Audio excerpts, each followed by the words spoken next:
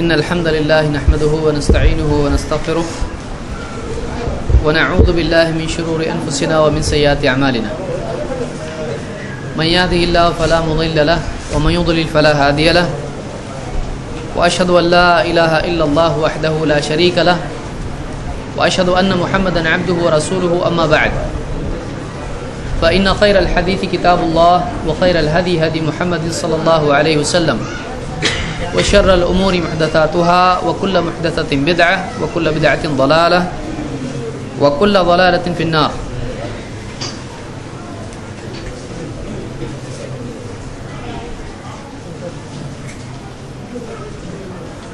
ایک بہت ہی اہم موضوع جو ہمارے سامنے ہے، اختصار کے ساتھ میں چاہوں گا کہ اس سلسلے میں کچھ تفصیل آپ کے سامنے آئے۔ آج دنیا بھر میں مختلف تحریکیں کام کر رہی ہیں، ہر ایک کے مقاصد الگ ہیں اور اس کے کام کرنے کے ضابطے اور اصول الگ ہیں، ہر ایک کا انداز الگ الگ ہے۔ اور ایک عام مسلمان عالمی سطح پر ہو یا ملک کی سطح پر ہو یا کسی بھی علاقے میں ہو،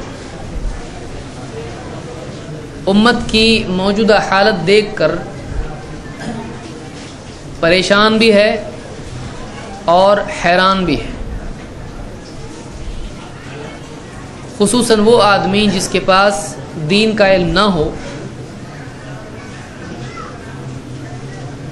وہ پریشان ہے کہ واقعی مسلمانوں میں اتنی ساری جماعتیں، اتنے سارے فرقے، اتنے ٹکڑے، اتنی دشمنیاں کیوں ہیں؟ ایسا نہیں ہونا چاہیے۔ مسلمان آج کیوں فرقوں میں، ٹکڑوں میں بٹے ہوئے ہیں؟ اور چونکہ اس حالت کو وہ دیکھ رہا ہے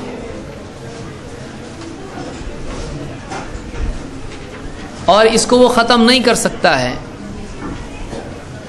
تو وہ حیران ہے کہ واقعی ان سب میں صحیح کون ہے، جاؤں کدھر؟ وہ حیران ہے کہ یہ سب کے سب جنتی ہونے کا دعویٰ کر رہے ہیں، اس راستے کے، اس جماعت کے سب لوگ کہہ رہے ہیں کہ یہی صحیح ہے، تو ہر جماعت کا حال یہ ہے۔ تو اس میں واقعی صحیح کون ہے، واقعی حق پر کون ہے، اور وہ کیا بنیادیں ہیں جن پر ایک آدمی دیکھے کہ واقعی صحیح اور غلط کی تمیز کیسے کی جاتی ہے؟ آج کی مجلس میں اسی موضوع پر کچھ گفتگو کرنے کی ہم کوشش کریں گے کہ وہ کیا بنیادی باتیں ہیں، وہ کیا اصول ہیں، وہ کیا منہج ہے جو ایک مسلمان کو اختیار کرنا چاہیے، اور وہ کیا منہج ہے جو اہل الحدیث کا ہے۔ اہل الحدیث، اصحاب الحدیث، اس کے بارے میں تفصیل ذکر کرنے کی ضرورت نہیں ہے۔ اللہ کے نبی صلی اللہ علیہ وسلم کی حدیث لا تزال طائفۃ من امتی ظاہرین علی الحق، اور مختلف الفاظ کے ساتھ یہ حدیث آئی ہے، جس کو بخاری اور مسلم وغیرہ نے روایت کیا ہے کہ ایک جماعت حق پر قائم رہے گی اور اللہ کی مدد اس جماعت کے ساتھ ہوگی۔ ایک چھوٹا سا گروہ ہوگا جو اللہ کا منصور، نصرت یافتہ، اللہ کی مدد پایا ہوا گروہ ہوگا۔ اس کی مخالفت کرنے والے اس کو نقصان نہیں پہنچا پائیں گے، اس کا ساتھ چھوڑنے والے اس کو ضرر، نقصان نہیں پہنچا پائیں گے۔ یہ اسی طرح سے حق پر قائم رہے گا یہاں تک کہ قیامت آ جائے۔ یہ جو حدیث ہے، اس حدیث کی تشریح میں، اس حدیث کی تطبیق میں کہ کون ہیں وہ لوگ، اس کی وضاحت میں، اس کے اجمال کو بیان کرنے میں امام البخاری کا قول، امام احمد کا قول، امام علی ابن المدینی کا قول، خطیب البغدادی نے اپنی کتاب شرف اصحاب الحدیث میں ذکر کیا ہے کہ اللہ کے نبی صلی اللہ علیہ وسلم کی اس حدیث میں جو لوگ مراد ہیں کہ جو اہل حق ہوں گے قیامت تک رہیں گے، وہ کون ہیں، وہ کس منہج کے لوگ ہوں گے؟ تو امام البخاری کہتے ہیں کہ وہ اصحاب الحدیث ہیں، وہ اہل الحدیث ہیں، دونوں الفاظ آئے ہیں۔ علی ابن مدینی بھی کہتے ہیں کہ وہ اہل الحدیث ہیں، اصحاب الحدیث ہیں۔ امام احمد ابن حنبل جو امام البخاری کے استاذ بھی ہیں اور امام اہل السنہ والجماعہ کے امام ہیں، اہل السنہ والجماعہ کے امام ہیں، امام احمد ابن حنبل بھی کہتے ہیں کہ اگر اس سے مراد اہل الحدیث نہیں ہیں تو میں نہیں جانتا اور کون ہے۔ ایک سوال بہت سارے لوگ اس دور میں یہ بھی اٹھا رہے ہیں کہ اللہ تعالیٰ نے ہم کو مسلم بننے کے لیے کہا ہے، اہل حدیث بننے کے لیے نہیں کہا ہے۔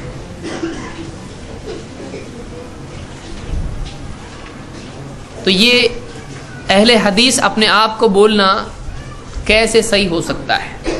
اس میں بعض پڑھے لکھے لوگ بھی ہیں اور بعض اوقات ان پڑھ سے زیادہ پڑھے لکھے کے کنفیوژن ہوتے ہیں، کیونکہ جتنا زیادہ پڑھے گا اتنا زیادہ کنفیوژن میں بڑھے گا اگر واقعی علماء کی اس کو رہبری نہ ہو۔ اہل اختصاص، اہل علم کے تابع اگر وہ نہیں ہوگا تو پڑھتا جا اور کنفیوژن میں بڑھتا جا، یہ مصیبت اس کے گلے میں آئے گی۔ تو بعض لوگوں نے کہا کہ یہ آپ اہل حدیث اپنے آپ کو بولتے ہو، اللہ نے آپ کو کیا کہا ہوا؟ سماکم المسلمین۔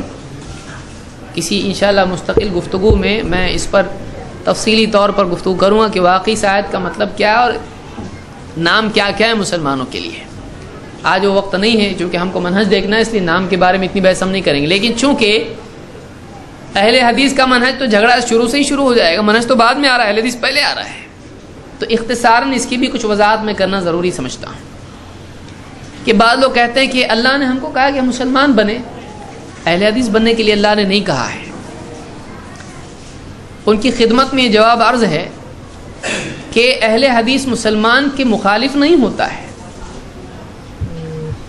یہ حضرات گویا کہ یہ تاثر دینے کی کوشش کرتے ہیں کہ ہم یہ کہہ رہے ہوں کہ مسلمان نہیں، ہم اہل حدیث ہیں، ایسا نہیں ہے۔ اللہ کے نبی صلی اللہ علیہ وسلم کے زمانے میں کوئی فرقہ نہیں تھا، ایک ہی جماعت تھی، مسلمان تھے۔ اس وقت میں کسی اور نام کی مسلمانوں کو ضرورت بھی نہیں تھی دوسروں سے فرق کرنے کے لیے، لیکن بعد میں جب اہل الرائے اور اہل الکلام آئے، جنہوں نے اللہ کی صفات میں اور اللہ تعالیٰ کی شریعت میں اپنی عقل سے اور قیاس آرائیوں کے ذریعے سے نئے نئے مسائل گھڑنے شروع کیے۔ اہل کلام نے اللہ کی صفات کے بارے میں بحث کی، معتزلہ وغیرہ ہیں، اور اہل الرائے نے فقہ کے سلسلے میں بہت ساری قیاس آرائیاں کی اور اس کے مطابق فتوے دینے شروع کیے۔ تو ان کے بالمقابل ایک جماعت تھی جنہوں نے کہا کہ ہم اہل الرائے نہیں ہیں، ہم اہل کلام نہیں ہیں۔ کون ہیں؟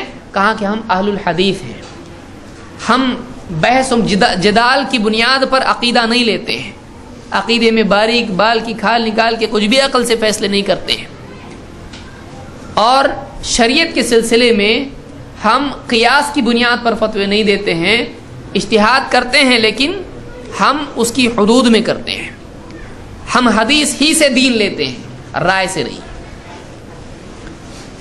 تو کون؟ تو انہوں نے کہا کہ ہم اصحاب الحدیث ہیں۔ تو یہ جو چھوٹی جماعت تھی اس دور میں، جو اس منہج کے حاملین تھے، شاہ ولی اللہ دہلوی ہو یا شہرستانی ہو الملل والنحل میں، اور دوسرے بھی علماء ہیں، انہوں نے بیان کیا کہ یہ جو دو طبقے تھے، اہل الرائے، اہل الکلام اور اہل الحدیث، یہ اسی دور میں بنے ہیں۔ یہاں تک کہ مقلدین کے ایک بڑے عالم جن کو لوگ حکیم الامت بھی بولتے ہیں، مولانا اشرف علی تھانوی نے بھی یہ بات کہی ہے کہ امام احمد ابن حنبل ہی کے دور میں اہل الرائے کی بالمقابل ایک جماعت تھی جن کو اہل الحدیث کہا جاتا تھا. تو اس دور میں اہل کلام اور اہل الرائے کے بالمقابل فرق کرنے کے لیے کہ واقعی صحیح منہج کیا ہے، مسلمانوں میں بڑے بڑے علماء نے، محدثین نے اپنے بارے میں کہا کہ ہم اہل الرائے نہیں، ہم اہل الحدیث ہیں. کوئی آدمی بول سکتا ہے اس کی ضرورت کیا تھی؟ یہ ایک اجتہاد تھا اور اس کی ضرورت اس وقت میں بھی تھی اور آج بھی ہے. ایک آپ دوسری مثال اس کی لیجئے. اللہ کے نبی صلی اللہ علیہ وسلم کے زمانے میں جیسے مسلمان صرف مسلمان تھے، مسلم، اسی طرح سے اللہ کے دین کے اخذ کرنے کا ذریعہ قرآن کے بعد حدیث، وہ بھی حدیث تھی. اس میں جیسے صحیح مسلم اور ضعیف مسلم نہیں تھا، ویسے ہی صحیح حدیث اور ضعیف حدیث نہیں تھی. بعد میں جب لوگوں نے حدیثوں میں غلطیاں کی اور ملاوٹ بھی کی جان بوجھ کے، اس وقت کے محدثین، اس وقت کے اہل علم کو یہ ضرورت محسوس ہوئی کہ اگر حدیث ہی چھوڑ دی جائے تو کئی لوگ نبی کے نام پر بیان کرنے والی کی جانے والی بات کو لے کر گمراہ ہو جائیں گے. یہ بھی حدیث، وہ بھی حدیث، حدیث لو حدیث، اور فرق نہیں کر پائیں گے واقعی حدیث نبی صلی اللہ علیہ وسلم کی کیا ہے اور ملاوٹ والی کون سی ہے، غلطی والی کون سی ہے، معتبر کیا ہے، غیر معتبر کیا ہے. اس دور میں، صحابہ کے دور میں یہ نہیں تھا، سب معتبر تھا. بعد میں صحابہ کا دور نکل گیا، یا صحابہ کے دور میں اخیر میں بہت سارے لوگ آئے، 40 ہجری کے آس پاس سمجھ لیجیے اس کو. تو اس وقت میں حدیثوں میں ملاوٹ ہونا شروع ہوئی، غلطیاں، جان بوجھ کے ملاوٹ، تحریفات، اخطاء. اس وقت میں علماء نے کہا کہ نہیں، حدیث کی تفریق ضروری ہے. یہ صحیح حدیث ہے، یہ ضعیف حدیث ہے، یہ حسن حدیث ہے، یہ موضوع حدیث ہے، یہ منکر ہے، یہ شاذ ہے، یہ معلل ہے، یہ مرسل ہے، یہ منقطع ہے، یہ معضل ہے. اس طرح سے انہوں نے حدیثوں میں فرق کر کے بتایا کہ یہ صحیح حدیث اور یہ ضعیف حدیث. نبی صلی اللہ علیہ وسلم نے نہیں کہا کہ یہ حدیث صحیح ہے، یہ حدیث ضعیف ہے.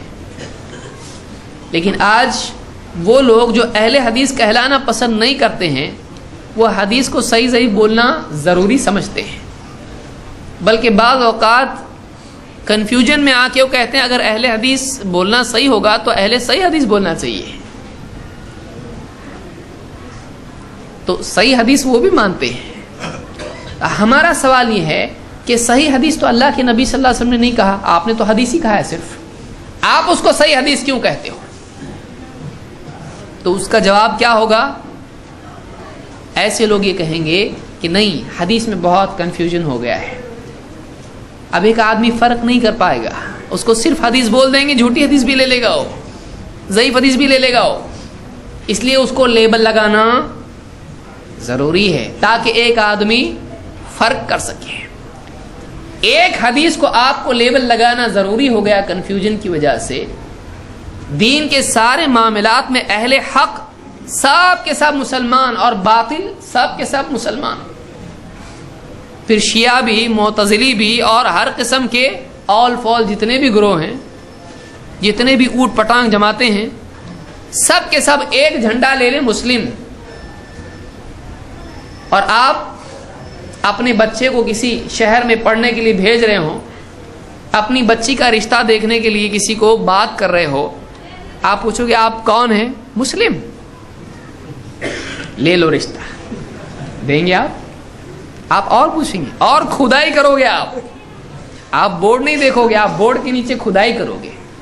آپ کے لیے مسلم کافی ہوا؟ نہیں ہوا آپ کے لیے کافی. جب تک کہ وہ کسی نہ کسی جماعت کا نام نہیں لیتا آپ کو چین نہیں آئے گا.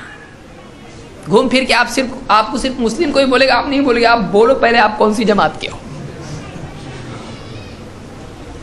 تو پریکٹیکل لائف میں آدمی برابر، اگر وہ بول دے اہل حدیث تو واقعی مانیں گے، اہل حدیث کی سوا نہیں مانیں گے، لیکن خود اہل حدیث نہیں بولنا چاہتے. ایسے بھی لوگ ہیں. کیوں؟ اہل حدیث کا عقیدہ صحیح ہوتا ہے، اہل حدیث کا منہج صحیح ہوتا ہے. تو یہ جو کنفیوژن ہے اس کو یاد رکھیے کہ جیسے حدیثوں میں ملاوٹ سے پہلے حدیث تھی، فرق کرنے کی ضرورت نہیں تھی، اس کو صحیح حدیث ضعیف حدیث بولنے کی ضرورت نہیں تھی، لیکن بعد میں جب ملاوٹیں ہو گئیں اور کنفیوژن بڑھ گیا تب ضروری ہو گیا کہ بتایا جائے یہ صحیح حدیث ہے، یہ حسن ہے، یہ ضعیف ہے، فرق کرنا ضروری ہو گیا۔ یہ اجتہاد تھا اس زمانے کا۔ اسی طرح سے مسلمان کے بارے میں بھی یہ اس زمانے کے علماء کا جنہوں نے صحیح اور ضعیف کیا حدیث میں، یہ انہوں نے ہی کیا ہے۔ انہوں نے کہا نہیں، صرف مسلم ابھی کافی نہیں ہے، اب ضروری ہے کہ مسلم میں کون سا مسلم؟ تو انہوں نے کہا کہ اہل الرائے نہیں، اہل الکلام نہیں، ہم کون ہیں؟ ہم اہل الحدیث ہیں۔ یہ ہمارا منہج ہے۔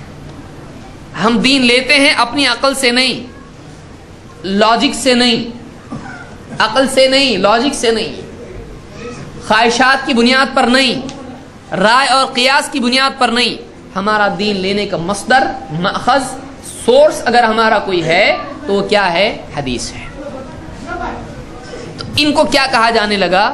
ان کو اہل الحدیث کہا جانے لگا۔ اسی لیے امام البخاری کہتے ہیں کہ وہ جو ایک جماعت ہے، اور کچھ لوگ کہتے ہیں کہ اس سے مراد محدثین ہیں، نہیں، اہل باطل کے بالمقابل یہ لفظ استعمال ہوا ہے، نہ کہ کسی فیلڈ کے ایکسپرٹ کے طور پر، اس کو بھی یاد رکھیے۔ اسی لیے امام الشافعی رحمۃ اللہ علیہ کا قول ہے، کہتے ہیں، ابن سعد نے الطبقات میں اس کو ذکر کیا اور دوسروں نے بھی، امام الشافعی کہتے ہیں علیکم باصحاب الحدیث فانہم اکثر الناس صوابا، تم اہل حدیث کو لازم پکڑو، اس لیے کہ لوگوں میں سب سے زیادہ ثواب پر، صحیح پر وہی ہوتے ہیں۔ یہاں پر صحیح اور غلط کے سلسلے میں اہل حدیث کا نام آ رہا ہے۔ صحیح اور غلط، ثواب اور خطا کے ضمن میں آ رہا ہے، نہ کہ کسی فیلڈ کے ایکسپرٹ کے طور پر۔ اور ایسے کئی اقوال ہیں۔ اہل حق ایک جماعت رہے گی جو اہل باطل سے لڑتی رہے گی، اہل الحدیث اس کے بارے میں امام بخاری کہہ رہے ہیں، اور اسی طرح سے اور بھی چیزیں علماء کی آئی۔ تو یہ بات یاد رکھیں کہ اس دور میں ضروری ہے کہ ایک آدمی، اب آپ کسی کو کہیں کہ بھائی اس کو آپ کو لیبل لگانے کی ضرورت کیا ہے، آپ بتا سکتے ہو کہ دیکھو قرآن کو ماننا ہے، حدیث کو ماننا ہے، یوں کرنا ہے، توں کرنا ہے۔ آپ ایک چیز کو پورے پیراگراف میں، 3 پیج میں، کتاب میں بول سکتے ہو۔ کس کے پاس اتنا ٹائم ہے آپ کے پوری کتاب پڑھنے کو؟ آپ اگر ایک لفظ میں یسروا ولا تعسروا، آسانی پیدا کرو، مشکل پیدا مت کرو، یہ لوگوں کے لیے تیسیر ہے، اور اس کو سمجھا اہل علم میں۔ ہم اپنے گھر میں بیٹھ کے یہاں نہیں بنائے اس کو۔ بعض لوگ کہتے ہیں انگریزوں کے دور میں یہ ہوا، معلوم نہیں انہوں نے کون سی انگریزوں کی تاریخ پڑھی ہے، یہی زیادہ جانکار ہیں انگریزوں نے کیا کیا، انگریزوں کے زمانے میں کیا ہوا۔ انہوں نے امام البخاری کا جملہ نہیں سنا، انہوں نے امام احمد کا جملہ نہیں سنا ہے۔ اس دور میں ضرورت پیدا ہوئی اہل کلام اور اہل الرائے کی بالمقابل میں، تو اس وقت کے اہل حق نے کہا کہ ہم کون ہیں؟ اہل الحدیث ہیں۔ ہم بھی کہتے ہیں جو ہمارے سلف نے کیا ہم کو اس پہ کوئی اعتراض نہیں، ہم آج ان سے لڑتے نہیں۔ آپ نے صحیح حدیث کو صحیح حدیث کیوں کہا؟ آپ نے اس کو کچھ اور لفظ دینا چاہیے تھا، خوبصورت حدیث یا کچھ اس طرح سے بولنا چاہیے تھا، پیاری حدیث، میٹھی حدیث، ہری حدیث، کچھ تو بولنا چاہیے تھا۔ تو ہم کو ان سے کوئی جھگڑا نہیں ہے۔ انہوں نے صحیح کہا ہم بولتے صحیح، انہوں نے ضعیف کہا ہم کہتے ضعیف، ساری امت اس کو مانتی ہے، یہ ان کا اجتہاد تھا، کسی کو کوئی پرابلم نہیں۔ تو ہم کو صحیح ضعیف پہ بھی کوئی پرابلم نہیں، ہم کو اہل الحدیث پہ بھی کوئی پرابلم نہیں۔ امام البخاری نے کہا اہل الحدیث، ہم کہتے کوئی بات نہیں، اچھی ہم بھی اہل الحدیث ہی ہیں۔ کیوں؟ اس لیے کہ ہم بھی اسی منہج پر ہیں، ورنہ آپ امام البخاری کو بھی غلط بولو۔ اور ایسے جو لوگ نام نہیں رکھتے ہیں، اہل الحدیث نہیں کہتے ہیں، وہ کچھ نہ کچھ اپنا دوسرا نام رکھتے ہیں، بے نام وہ بھی نہیں رہ پاتے ہیں، کچھ نہ کچھ اس کو عربی کی بجائے انگلش نام رکھ لینا پڑتا ہے۔ تو بہرحال یعنی یہ بات یاد رکھیں کہ اہل حدیث جو نام ہے، یہ ایسا نہیں کہ ہم کو یہاں پہ باندھنا ہے، یہاں بیج لگانا ہے یا کچھ اس طرح سے ہے۔ اہل الحدیث ایک منہج کا نام ہے، یہ ایک میتھڈالوجی ہے، یہ ایک منہج ہے، یہ اصولوں کا نام ہے کہ آپ کیا منہج پر چلتے ہو۔ بھائی ہم قرآن و سنت پر چلتے ہیں، سلف کے منہج کو لے کر چلتے ہیں، ہم اہل الحدیث ہیں۔ آپ کو یہ نام اچھا نہیں لگتا ہے تھوڑا، آپ کہو اہل الاثر، علماء نے یہ بھی نام اختیار کیا ہے۔ آپ کو یہ بھی سمجھ میں نہیں آتا ہے سلفی، تو یہ سارے نام سلف نے اپنے لیے اختیار کیے، اسی لیے ایک نام کو پکڑ کے سب لوگوں نے جھگڑا نہیں کیا ہے، بلکہ اصل مقصود اس میں کیا ہے کہ سلف نے جو لقب اپنے لیے اختیار کیا، نام اپنے لیے اختیار کیا، جس سے ان کا منہج سامنے آتا ہے، بعد والے ایک لفظ سے ہی سمجھ جائیں۔ تو یہ ان کا کیا تھا؟ کوئی آدمی کہے کہ قرآن و حدیث میں ہے کیا؟ قرآن و حدیث میں اہل الحدیث نہیں ہے، اور قرآن و حدیث میں صحیح اور ضعیف بھی نہیں ہے، تو آپ کو ماننا پڑے گا۔ کیوں؟ اس لیے کہ اجتہاد کی گنجائش ہے، اور اہل السنہ والجماعہ، اہل الحدیث، اہل الاثر، اصحاب الحدیث، اصحاب الاثر، سلفی، یہ نام سلف نے، اہل علم نے اپنے اپنے دور میں استعمال کیے باطل فرقوں سے اپنے آپ کو الگ کرنے کے لیے۔ اللہ کی نبی صلی اللہ علیہ وسلم نے کتاب الطہارہ، کتاب الصلاۃ، کتاب الایمان، کتاب العلم، اس نام کی کوئی حدیث نہیں لکھی، نہ لکھوائی۔ بعد میں علماء نے اجتہاد کیا، امت کی آسانی کے لیے ضرورت تھی اور یہ ضرورت ہے، تو اس کو سب مانتے ہیں، کوئی پرابلم اس میں نہیں ہے۔ تو تیسیر جو ہے علم کے آسان کرنے کے لیے ضرورت محسوس ہوئی، اس وقت میں علماء نے اس کو محسوس کیا اور کیا، تاکہ ایک بھولا بھالا مسلمان صرف مسلم سن کے اس کے پیچھے بھاگنے والا نہ بنے۔ کوئی بھی آئے گا، شیعہ آئے گا، آپ بتائیے، بولے گا میں مسلم ہوں، چلو میرے پاس آؤ، آپ جاؤ گے؟ نہیں جاؤ گے۔ آپ بولو گے مسلم، لیکن کون سا مسلم ہے؟ گروپ کون سا ہے تمہارا؟ ڈیٹیل بتاؤ ذرا۔ بولے گا مسلم، قرآن والا مسلم، بولے گا نہیں تھوڑا اور بولو، بولے گا نبی والا مسلم، اور بولو، علی والا مسلم، اور بولو۔ آپ کتنا اور بولو کرو گے اس کو؟ بولے گا بس اس کے بعد اور کیا چاہیے تم کو؟ اتنا کافی نہیں مسلم؟ 2 بیٹی رشتہ میں لایا ہوں، دیں گے آپ پورا جب تک کہ کھنگال کے اس کے آپ تل میں نہیں دیکھتے، آپ کو چین نہیں آئے گا۔ اگر بولے میں اہل حدیث، ہاں تھوڑا آپ کو سکون آئے گا، اب ٹھیک ہے۔ تو ایسے بہت سارے لوگ جو اہل حدیث نام نہیں لیتے ہیں، وہ اندر سے ان کو معلوم ہوتا ہے اہل حدیث ہی ہے، ان کے پاس سب دائیں بائیں آگے پیچھے اہل حدیث ہی ہوتے ہیں، دوسرا کوئی چلتا ان کو نہیں چلتا ہے۔ تو اب ڈرنے کی ضرورت کیا ہے؟ ڈرنے کی ضرورت کیا ہے؟ پرابلم کیا ہے؟ کنفیوژن کیا ہے آپ کو؟ پرابلم کیا ہے؟ آپ ایک چیز کو اتنا بڑا بول سکتے ہو، آپ اس کو اتنا چھوٹا کیوں نہیں بول سکتے؟ جب بڑا بولنا ہے، چھوٹے بولنے میں پرابلم کیا ہے؟ ہمارا منہج اہل حدیث ہے، اور ہمارا منہج قرآن، سنت، سلف کا منہج اور صحیح حدیث، اور قرآن میں یوں تو پورا بول کے آپ پورا ایک پیراگراف بول رہے ہو، ایک سانس میں بولو یا 2 سانس میں یا 3 سانس میں، آپ اتنا بڑا بول رہے ہیں، ہم چھوٹا بول رہے ہیں، پرابلم کیا ہے آپ کو؟ بڑا بولنا ضروری ہے؟ آپ کا اجتہاد ہے بڑا بولنا، ہمارا چھوٹا ہے، ہم چھوٹا بول کے سمجھ لیتے ہیں کہ ہاں اہل حدیث، ہاں اہل حدیث، آپ کا منہج کیا؟ یہ منہج ہے، ختم ہو گیا مسئلہ۔ تو یہ اجتہاد ہے، یہ اجتہاد ہے، تو ہمارے لیے یہ کافی ہے، اس دور میں خصوصاً ضروری ہے۔ آپ بتائیے، ایک آدمی آپ کو ملا بس میں، آپ نے اس کو دعوت دی، یہ صحیح ہے، یہ صحیح ہے، بولا ہاں شرک غلط، درگاہ پہ جانا غلط، یہ غلط، وہ غلط، بتوں کے آگے جھکنا غلط، کوئی غیر مسلم ہے یا کوئی بھی ہے، مسلمان ہے، شرک میں پڑا ہوا ہے، غلط منہج پر ہے، آپ نے اس کو پورا سمجھایا، اور وہ جانے والا دائیں، آپ جانے والے بائیں ہیں، اب بس سے اترے، اس کو آپ کدھر بھیجو گے؟ جاؤ مسلم کے پاس جاؤ، مسلم کی مسجد میں نماز پڑھو، مسلم سے علم حاصل کرو، آپ بولو گے، آپ اس کو کیا بولو گے؟ کس کے حوالے آپ کرو گے؟ اس کو آپ کو بولنا پڑے گا نا۔ تو آپ جو خود پرسنلی کرتے ہو، آپ اس کو کھل کے بولنے میں پرابلم کیا ہے آپ کو؟ چپ کے جو آپ کرتے ہو، آپ بولو گے نا اہل حدیث کے پاس جا، تو اسی کے پاس جا، ادھر ادھر جا مت، ادھر ادھر جا مت، سیدھا اہل حدیث کے پاس جا، سیدھا سلفی کے پاس جا۔ تو ایسے بہت سارے لوگ جو اس لقب کو نہیں لیتے ہیں، ان کی اپنی، دیکھیے ان کے اپنے پرابلمس ہیں، ان کی مجبوریاں ہیں، ہم کو اس سے کوئی اعتراض نہیں ہے، لیکن مجبوری کی بنیاد پر آدمی صحیح کو غلط بولے، غلط ہے۔ آپ کی مجبوری آپ کو لوگوں کو جمع کرنا ہے، کیجئے، ہم کو کوئی مسئلہ نہیں ہے، لیکن آپ اس کے بنیاد پر آپ ایک صحیح چیز کو، جس کو اہل علم ہر دور میں مانتے آئے ہیں، کسی نے آپ کو بتائیے، کوئی بڑا عالم، کوئی بڑا محدث آپ کو ایسا ملا جس نے کہا اہل حدیث بولنا غلط ہے؟ ساری امت مانتے آئی اس کو، آپ اچانک ایک دن کھڑے ہو کے آپ کو معلوم نہیں کیا ہو گیا، آپ بولنا شروع کر دیں غلط ہے، اور اگر آپ کو بولنا ہی ہے تو اہل صحیح حدیث بول رہے، تو آپ مطلب یہ بہت غلط بات ہے، یہ علم کی کمی کی دلیل ہے، یہ علم کی کمی کی دلیل ہے، یہ ایک انسان کے فہم کی کوتاہی کی دلیل ہے، یہ صحیح بات نہیں ہے۔ اہل حدیث کا مطلب، پھر آپ اگر اہل صحیح حدیث بھی غلط ہے آپ کا، آپ بولو اہل صحیح و حسن حدیث، پھر آپ کو کوئی دوسرا آگے پکڑے گا نہیں یہ بھی غلط ہے، آپ بولو اہل صحیح لذاتہ لغیرہ، حسن لذاتہ لغیرہ،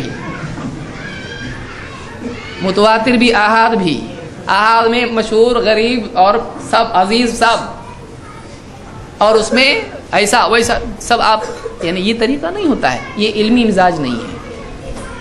کسی آدمی کو بولنا آتا ہے اس کا مطلب یہ نہیں کہ اس کو سمجھتا بھی ہے۔ بہت سارے لوگ بولنے والے سمجھتے نہیں کہ خود کیا بول رہے ہیں۔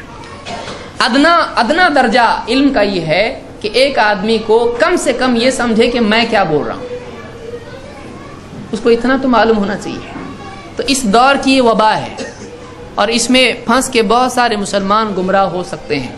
اس لیے دائیں بائیں آدمی نہیں دیکھے، سلف کے منہج کو سامنے رکھے، اسی کو فالو کرے، اسی کے منہج کو فالو کرے۔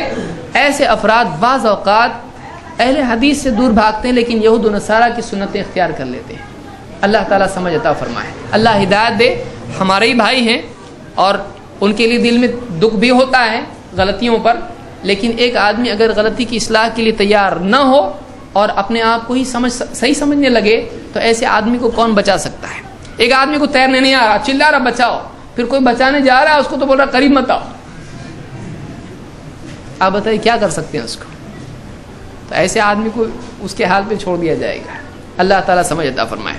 تو اہل حدیث کا منہج کیا ہے؟ یہ بہت تفصیلی موضوع ہے، لیکن یہ بہت ضروری میں نے سمجھا بتاؤں آپ کو، تاکہ اس طرح کے جو بھی افکار ہیں، تھوڑا ایک فیشن ہو جاتا ہے بس مسلم، تو ایسا مسلم، شیعہ مسلم، سنی مسلم کیا ہے؟ آپ پھر کچھ بھی مت بولو، ان کو بھی مسلم بولو آپ، اور خوارج بھی مسلم ہیں، پھر آپ سارے لوگوں کو معتزلی اور ہر قسم کا آدمی مسلم، یہ ایک طرح کا کنفیوژن پیدا کرنا ہے۔ یہ بظاہر برائی دکھائی دیتی ہے اہل حدیث بولنا، لیکن یہ بہت ضروری ہے، یہ بہت ضروری اس دور میں خصوصاً ضروری ہے، تاکہ ہم پہچان سکیں۔ ایسے لوگ بہت ساری باتیں یہ بھی بولتے ہیں اہل حدیث میں بھی اتنے سارے، ایسا نہیں ہے، اہل حدیث میں نہیں، ہر دور میں اہل حدیث میں، ہر دور میں صحابہ سے شروع کیجئے اس کو، فقہی مسائل میں اختلاف رہا ہے۔ اس کا یہ مطلب نہیں ہوتا ہے کہ دو جماعتیں ہیں، دو گروہ ہیں، مخالف ہیں۔ فقہی مسائل میں اختلاف ہمارے ہاں کبھی بھی جھگڑے کا موضوع نہیں رہا۔ اجتہادی اختلاف ہمارے ہاں کبھی جھگڑے کا، آپ دیکھیے ہم چاروں اماموں کو مانتے ہیں حالانکہ ان میں اختلاف ہے۔ کیا آپ نے علماء سے نہیں سنا کہ چاروں اہل علم ہمارے یعنی احترام کے لائق ہیں؟ وہ لوگ ہمارے اپنے علماء میں آج بھی اس دور میں کچھ مسائل میں اختلاف ہوتا ہے، اجتہادی مسائل میں اختلاف ہمارے ہوتا ہے، اس کی بنیاد پر ہم کسی کو گمراہ نہیں بولتے ہیں، لیکن منہج کا، میتھڈالوجی کا، بنیادی اصولوں کا اختلاف ہمارے ہاں تھوڑا سیریسلی لیا جاتا ہے، یہ لائٹ نہیں ہے۔ فقہی اختلاف ہر دور میں ہوا ہے، صحابہ میں ہوا ہے، لیکن منہجی اختلاف نہیں، میتھڈالوجی میں نہیں، نو کمپرومائز، یہ بات یاد رکھیں۔ تو بہرحال ہمارے اصول کیا ہیں، میں اختصار سے سرسری طور پر ذکر کروں گا، اس کو آپ سمجھنے کی کوشش کریں، کہ کم الفاظ میں میں بتانے کی کوشش کروں گا۔ اللہ تعالیٰ مجھ کو اور آپ کو سمجھ عطا فرمائے۔ ہمارا اصول کیا ہے، اہل حدیث کا اصول کیا ہے؟ نمبر ایک، پہلا اصول یہ ہے کہ ہمارے ہاں سب سے بنیادی مأخذ دین کا کتاب و سنت ہے، اور ہم کتاب و سنت کی اتباع کو لازم سمجھتے ہیں، اور اس سے ہٹنے کو گمراہی کی طرف پہلا اور سب سے ڈینجر قدم مانتے ہیں۔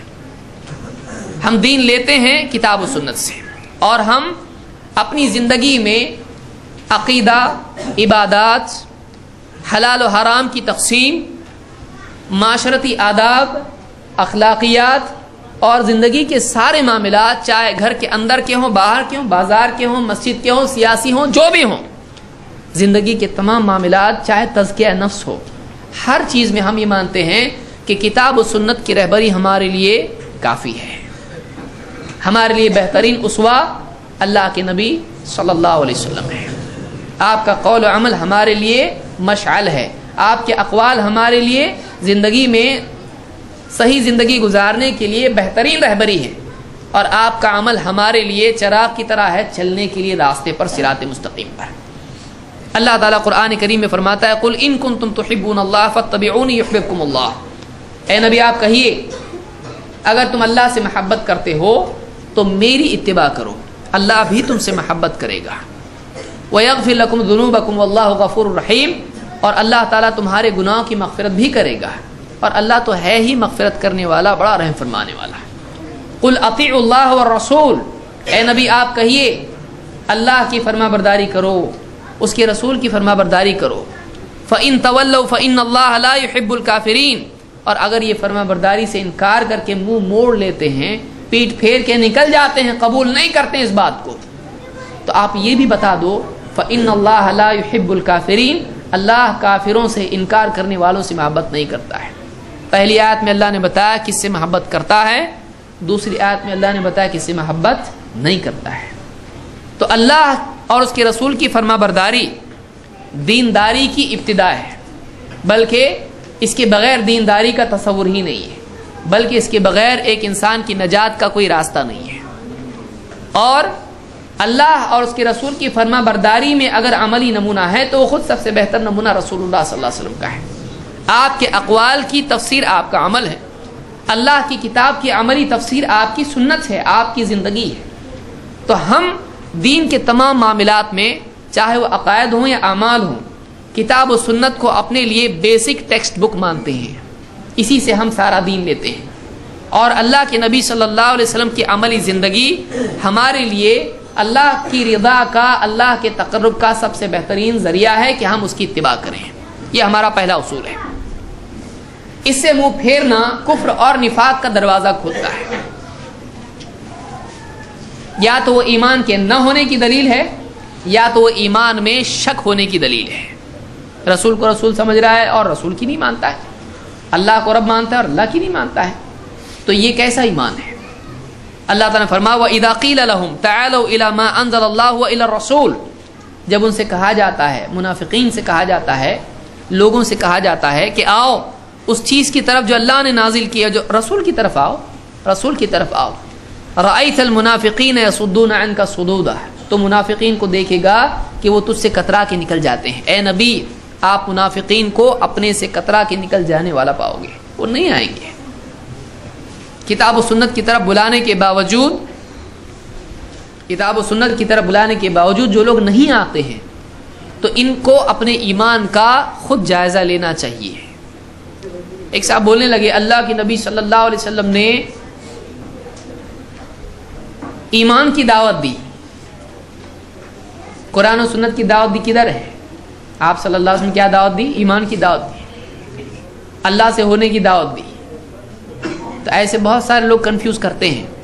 تو ایک صاحب بولنے لگے قرآن و سنت کی دعوت کدھر ہے؟ اس زمانے میں اس کی دعوت نہیں دی جاتی تھی، کیوں؟ دلیل کیا ہے؟ قرآن پورا نازل کدھر ہوا تھا؟ تو قرآن تو نازل ہی نہیں ہوا تھا، تو اس زمانے میں دعوت ہی نہیں دی گئی اس کی۔ یہ عقل کا بچپن ہے کہ ایک انسان واقعی اس کو قرآن پڑھا نہیں ہے تو ظاہر بات ہے قرآن کو سمجھے گا بھی نہیں صحیح ڈھنگ سے۔ اچانک آ گیا قرآن سامنے تو کیا سمجھ میں آئے گا اس کی؟ اچانک اس کے کوئی رشتہ دار آ جائے، پہلی بار دیکھ رہا تو اس کو پہچانے گا بھی نہیں بات۔ تو بعض اوقات قرآن کی آیتیں اچانک سن لیتا ہے اور صحیح ڈھنگ سے اس کو سوچتا بھی نہیں، گروہی عصبیت کی بنیاد پر، تو الٹا الٹا ہی مطلب لینا شروع کرتا ہے۔ تو ظاہر بات ہے اس طرح کی جتنی آیت ہیں، اذا قیل لهم تعالوا الى ما انزل اللہ والى الرسول، اس زمانے میں دعوت دی جاتی تھی اللہ نے جو نازل کیا اس کی طرف آؤ، جتنا نازل کیا تھوڑا تو تھوڑے کی طرف آؤ، پورا تو پورے کی طرف آؤ۔ آج پورا آ چکا، آج اس زمانے میں جتنا ہے اس کی طرف بلایا گیا، آج جتنا ہے اس کی طرف بلایا جائے گا۔ تو اس زمانے میں اللہ کی طرف سے نازل کی ہوئی کی طرف دعوت دی جاتی تھی اور رسول کی طرف بلایا جاتا تھا فیصلے کے لیے، رہبری کے لیے۔ تو آج بھی اس کی دعوت دی جائے گی، یہ یاد رکھیے۔ لوگ بولیں گے آپ کو قرآن سنت کی دعوت دینا، قرآن سنت سے ثابت کر کے بتاؤ۔ آدمی لوگ ہاں نہیں تو نیا پوائنٹ ملا ہے۔ تو ایک آدمی بعض اوقات علم کی کمی کی وجہ سے کنفیوز ہو سکتا ہے۔ تو ہماری بنیادی دعوت کتاب و سنت کی ہے، کتاب و سنت پر عمل کرنا اور زندگی کے تمام معاملات میں کتاب و سنت سے رہبری اخذ کرنا۔ نمبر 2، کتاب و سنت کے اجمال اور کتاب و سنت کی عملی تطبیق، اس کو سمجھیے۔ جو کتاب و سنت میں ایسی بات ہو کہ جس کے سمجھنے میں دو آدمیوں میں اختلاف ہو جائے کہ واقعی اس کا مطلب کیا ہے، دور کے بدلنے کی وجہ سے یا عربی کی واقفیت میں فرق کی وجہ سے یا عربی زبان ہی میں دونوں معنی کی گنجائش ہونے کی وجہ سے، تو کیا کیا جائے؟ یہ حکم تو ہے، اس پر پریکٹیکلی عمل کیسے کیا جائے یا بدعات کی تعین کیسے کی جائے؟ اس لیے کہ بدعات آتی کہاں سے ہے؟ قرآن و سنت ہی کے غلط فہم کی وجہ سے آتی ہے۔ اکثر قرآن کا ایک موٹا موٹا کہیں سے حصہ لے لیا اور اپنے حساب سے اس پہ عمل شروع کر دیا۔ قرآن میں پڑھ لیا واسجد واقترب، سجدہ کر قریب ہو جا، فوراً 5 نمازوں کے بعد سجدے کرنے شروع کر دیے الگ سے، اور وہ بھی کیسا سجدہ؟ ایسا نہیں، ایسا۔ بہت سارے لوگ آپ دکھائی دیں گے مسجدوں میں نماز پوری ہو گئی، لاسٹ میں کچھ نہیں بچا، صرف باہر جانا بچا، تو کیا کرتے ہیں؟ سجدے میں جاتے ہیں اور سجدے میں ہاتھ دعا کی طرح کر کے زمین پہ ٹکا کے اس پہ اپنا پورا چہرہ رکھ دیتے ہیں۔ یہ بدعت ہے۔ اب کوئی آدمی کہے گا واسجد واقترب، حدیث میں ہے کہ سب سے قریب بندہ سجدے میں ہوتا ہے تو خوب دعا کرو، سجدے میں بھی ہے دعا میں بھی ہے، تو آپ کو پرابلم کیا ہے؟ تو یہ کتاب و سنت کا اجمال ہے، پریکٹیکل اپلیکیشن دیکھنا پڑے گا واقعی اس کا اس زمانے میں عمل تھا کہ نہیں تھا۔ کیا صحابہ ایسا کرتے تھے؟ کیا اللہ کے نبی صلی اللہ علیہ وسلم نے ایسا کیا؟ بعض لوگ کہتے ہیں دیکھو 12 ربیع الاول کو منانا چاہیے، اور پوری کتابیں لکھ رہے ہیں لوگ۔ تو اللہ کے نبی صلی اللہ علیہ وسلم کی پیدائش منانا چاہیے۔ تو سمپل سوال یہ ہے کہ واقعی اگر یہ منانے کی چیز ہے، اور دلیل کیا ہے؟ وَرَفَعْنَا لَكَ ذِكْرَكَ، یا کوئی اور فَبِذَلِكَ فَلْيَفْرَحُوا، یا اور دوسری آیت ہے وَأَمَّا بِنِعْمَةِ رَبِّكَ فَحَدِّثْ، تیرے رب کی نعمت بیان کر، قرآن کی آیت ہے۔ اور سب سے بڑی نعمت کیا ہے؟ محمد صلی اللہ علیہ وسلم۔ تو آپ کا تذکرہ کر، میلاد منا، اور آپ کی شان میں نعت پڑھ، آپ کی شان میں میلاد کر۔ تو قرآن کی آیت سے دلیل لی۔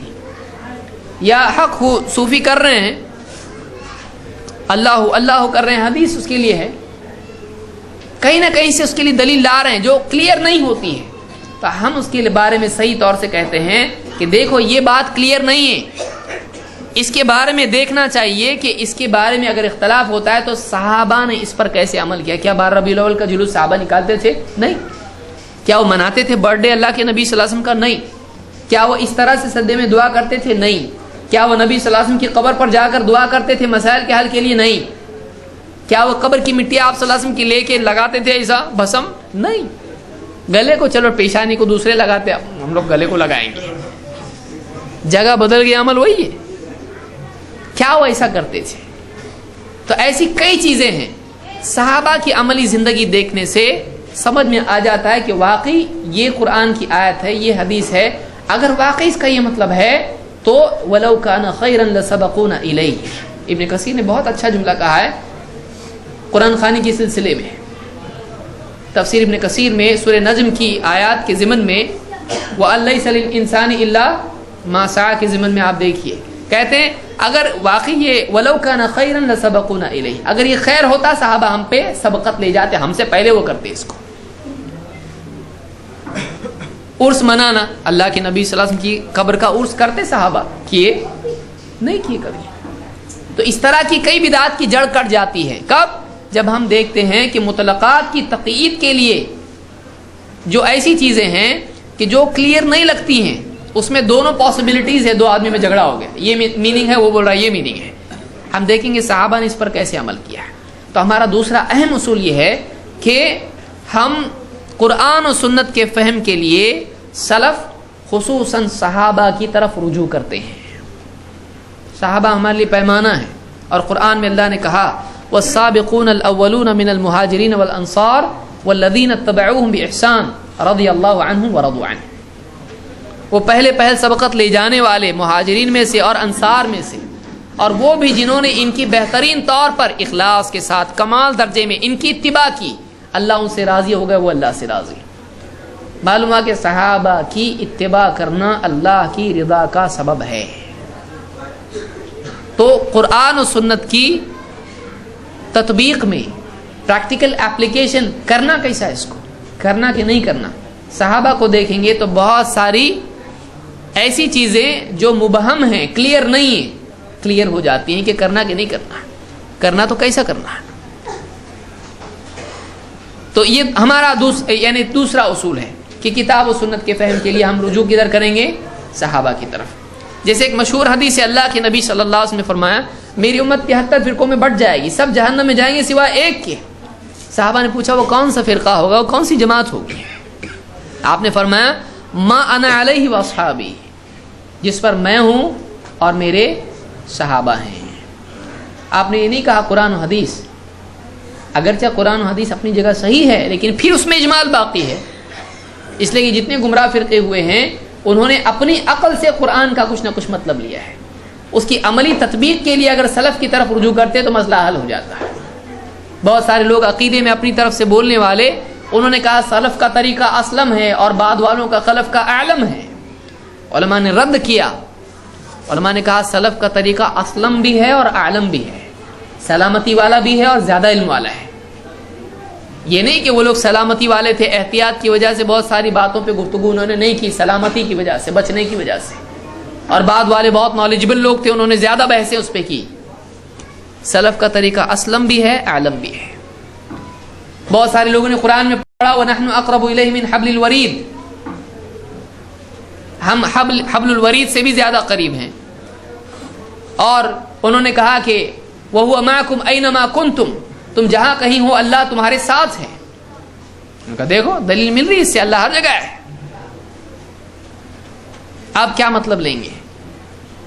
قرآن و سنت کی دوسری دلائل سے اور خصوصاً سلف کا, صحابہ کا فہم ہی بتاتا ہے کہ نہیں, اس کا یہ مطلب نہیں. ابن عباس کہتے ہیں کہ وہ عرش پر ہے, آسمانوں کے اوپر ہے, اس کا علم تمہارے ساتھ ہے.